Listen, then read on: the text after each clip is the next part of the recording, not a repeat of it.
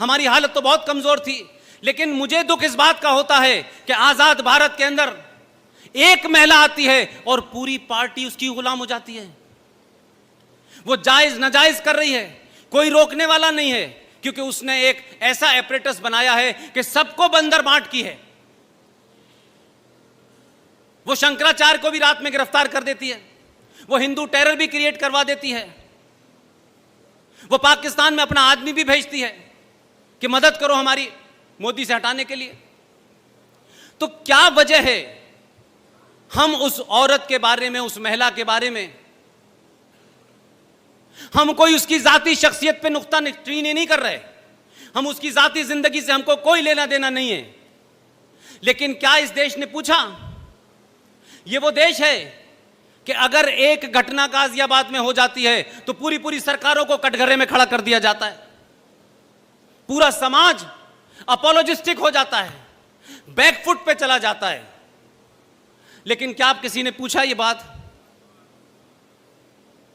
कि क्या ये कोइंसिडेंस है कि एक महिला इस देश में जब आती है तो कुछ दिनों बाद सास मार दी जाती है, देवर मार दिया जाता है, और तो और अपनी बेटी की शादी जिस शख्स से करती है, वो अच्छा भला बर्तन बना रहा था आपके पड़ोस में मुरादाबाद में, उसके खानदान में सब ठीक चल रहा था, उसके पिता की कमरे में लाश मिलती है, भाई होटल में मरा पाया जाता है, बहन एक्सीडेंट में मारी जाती है। क्या देश इसको नहीं पूछेगा कि ये कैसे मर रहे हैं भाई? नहीं पूछा किसी ने। उसी के दौर में आप सोचिए कि हिंदुस्तान के दो बड़े कद्दावर लीडर, उनकी पार्टी क्या है नहीं क्या है वो मेरा विषय नहीं है, वो देश के लोग थे, इस पार्टी में चले गए उस पार्टी में चले गए और आना जाना लगा रहता है। एक माधवराव सिंधिया का नया जहाज जिसमें देश के 5 पत्रकार बैठे हुए थे, उसमें हवा में क्या हुआ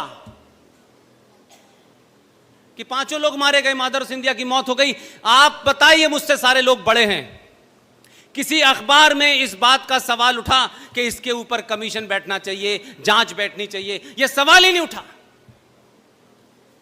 उसी पार्टी का दूसरा कद्दावर नेता राजस्थान जाते में सड़क में मार दिया जाता है, भूतपूर्व गृह मंत्री होता है राजेश पायलट, इस पे सवाल नहीं उठता, इसके ऊपर कोई कमीशन नहीं बनता। लेकिन जस्टिस लोहिया की मौत कैसे हुई थी, उसमें एजेंडा था, उसके लिए पूरा देश चिंतित था। और अब तो पूरी दुनिया के सामने सबको पता चल गया।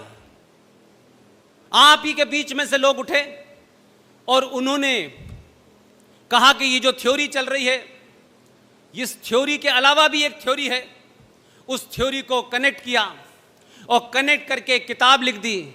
और एक हमारे दोस्त ने उस किताब के ऊपर एक फिल्म बना दी और वो फिल्म आप सबके सामने है।